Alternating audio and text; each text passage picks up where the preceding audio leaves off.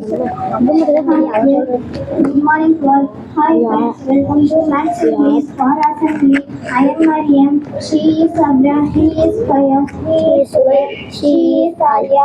We are from 5th standard. Friends, do you know about water?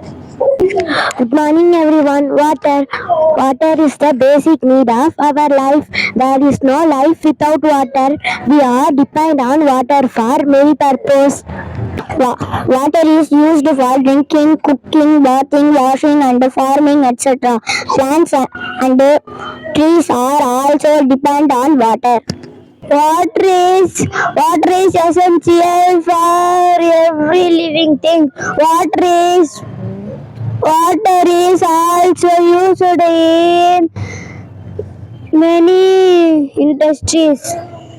We should not waste water any form.